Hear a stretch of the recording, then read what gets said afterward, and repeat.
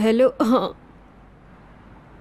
दादाजी, आपकी दवाई का कोई असर नहीं हुआ, बल्कि लगता है सब कुछ उलट हो गया।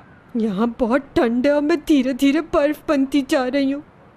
डर लग रहा है मुझे कहीं गिर ही ना जाऊं। ठहरो, शायद वजह यह है कि तुमने जरूरत से ज्यादा पी ली। थोड़ा चलो फिरोगी तो ठीक हो जाओगी। ऐसा करो कि तुम घर आ जाओ, क्योंकि तुम्हारे इस दादा को फिक्र हो रही है कि कहीं तुम रास्ते में कहीं गिर गिरा ना जाओ। चलो अब अपने दादा की बात मानो और जल्दी से घर आ जाओ। सुन रही हो ना असली बेटा?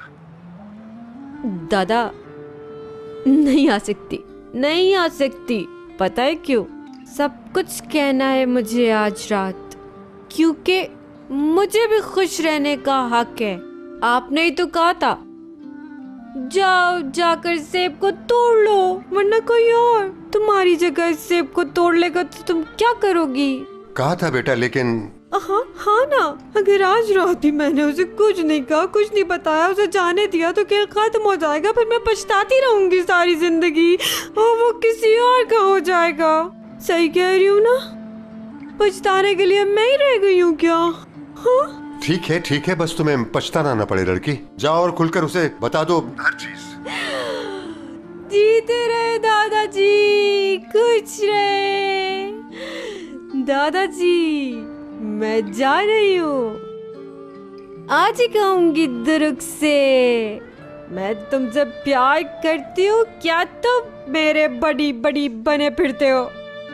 मेरे लवर बनोगे? नहीं बनना तो साफ साफ बताओ, क्या ख्याल है? ठीक है बेटा, ठीक है। गुड लक, जाओ जल्दी। दादाजी, आपने जो कुछ भी किया आज, उसके लिए आपका शुक्रिया, आपका हाथ चूम कर। हाँ बेटा, घर आकर चूम लेना। आज से हर मुश्किल घड़ी में आपके साथ हूँ मैं।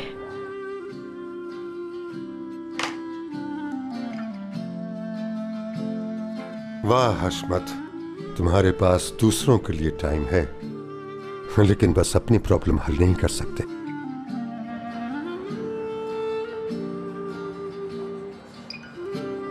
दुरुक सर सलमास, कहाँ हो तुम? मुझे आज सब कुछ कहना है तुमसे। आ भी जाओ। लो आ गया।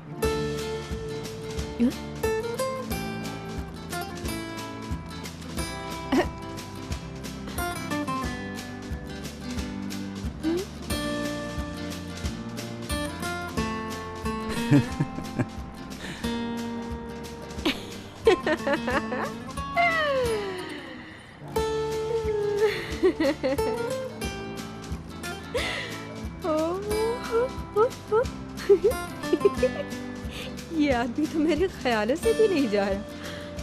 ख्वाब में भी तुम, ख्यालों में भी तुम दुरुक।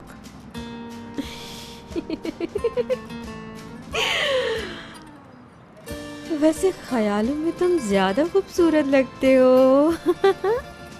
असली मैं हकीकत में हूँ।